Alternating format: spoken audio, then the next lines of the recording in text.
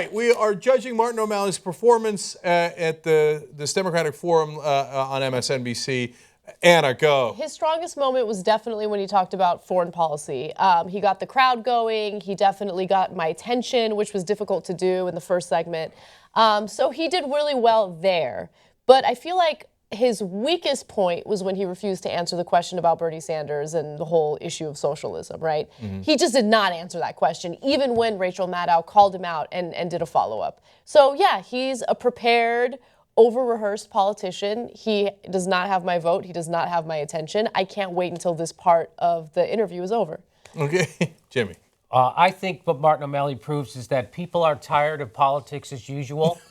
That what people really want is a leader.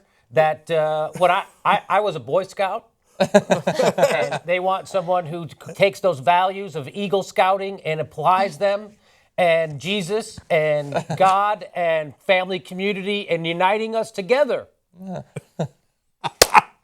I love that answer. All right, John. It just needed a creepy smile. Yeah. I think that it's entirely possible that now that we've lost some of the other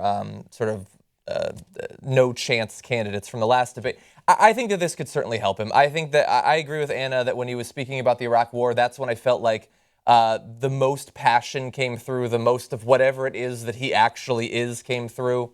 I think that we're so used to seeing the smarmy, creepy politician that we see it, and he has that. But I think that those sorts of politicians have been elected many, many times in America's past. And I didn't like his answer about the democratic socialism, because if he's going to pitch himself as the sort of a progressive alternative to Bernie Sanders, stop bad-mouthing democratic socialism. But overall, I don't think that it was a bad performance, even if it was at times very boring. Wrong! He gets a 2.5 out of 10. So, okay, here's why. Christ. Look, his answers are all perfectly fine. Like, he didn't say anything horribly wrong. He said, hey, let's get income inequality, blah, blah, blah, blah, get out of the Middle East, wars, blah, blah, blah, blah, blah, blah. Okay. But he was just such a standard politician that that's his number one problem, and he ran right into that brick wall, right? Mm-hmm. He didn't address that problem because he can't. Because he's been coached his whole life and trained himself to lean into the camera and talk like this and give very trite answers. And that's what he did this time.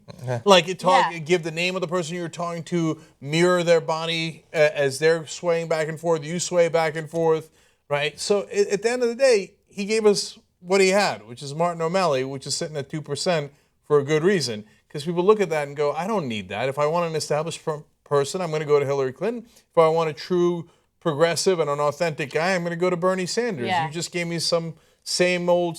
And so at the end, I don't think he really did himself much favors. To be fair to him, it's really difficult to deprogram yourself after you've been taught to be that robotic politician.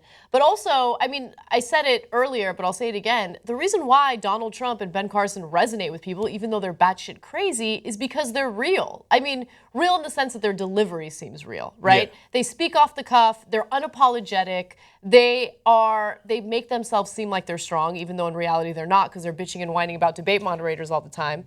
But, I mean, that's what's going to resonate with people right now. Yeah, I can't. Last thing. I can't stand the fake squint.